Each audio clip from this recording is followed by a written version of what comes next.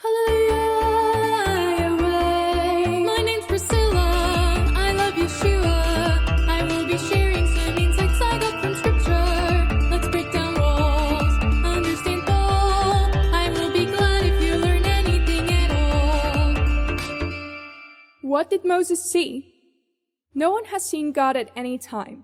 The only begotten Son, who is in the bosom of the Father, he has declared him. John 1:18. Yet in Exodus we read, "And he said, 'Please show me your glory.' Then he said, 'I will make all my goodness pass before you, and I will proclaim the name of Yahweh before you. I will be gracious to whom I will be gracious, and I will have compassion on whom I will have compassion.' But he said, 'You cannot see my face, for no man shall see me and live.'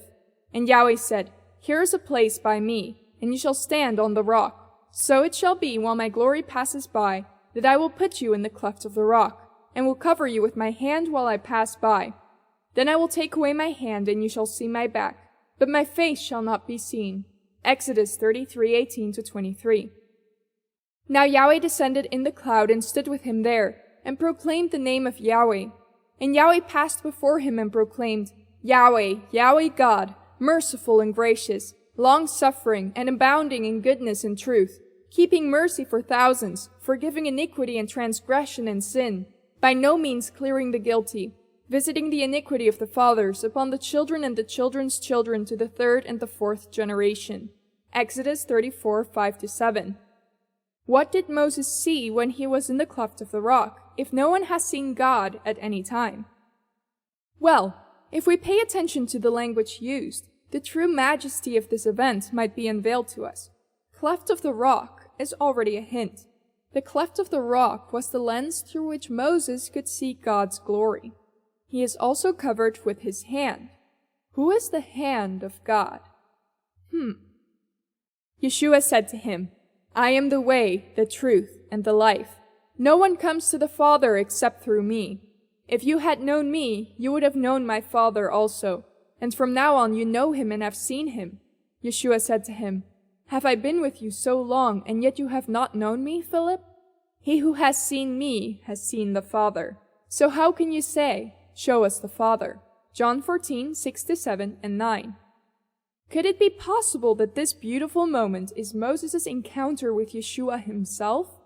Examining the language, Yahweh tells Moses, "Then he said, 'I will make all my goodness pass before you, and I will proclaim the name of Yahweh before you.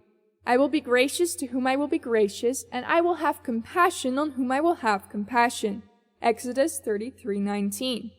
And Yahweh also said, "And Yahweh passed before him and proclaimed, 'Yahweh, Yahweh God, merciful and gracious, long-suffering and abounding in goodness and truth, keeping mercy for thousands, forgiving iniquity and transgression and sin, by no means clearing the guilty, visiting the iniquity of the fathers upon the children and the children's children to the third and the fourth generation."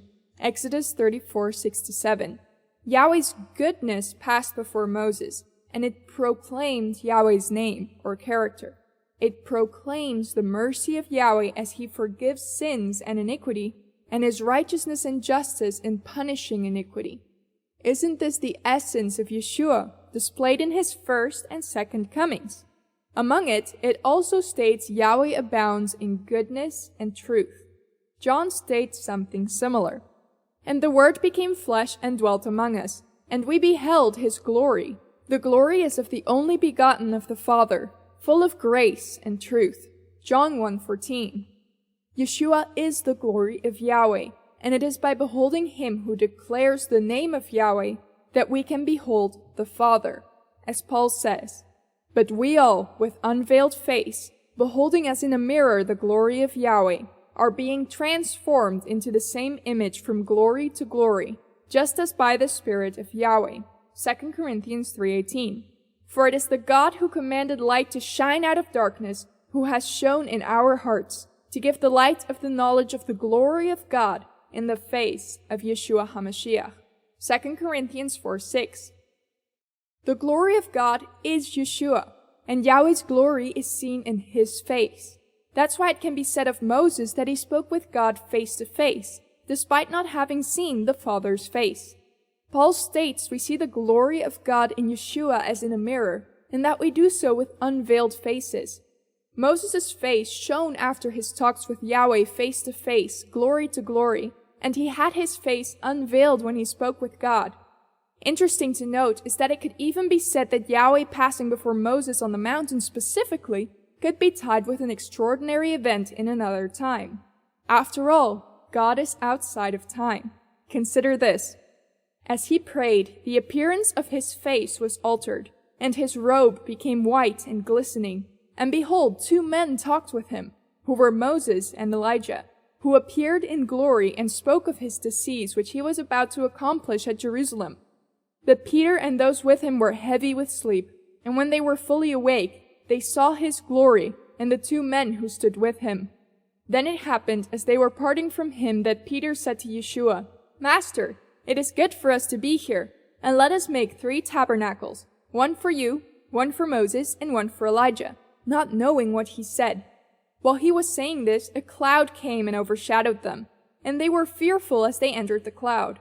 And a voice came out of the cloud saying, "This is my beloved Son, hear him." Luke 9:29-34.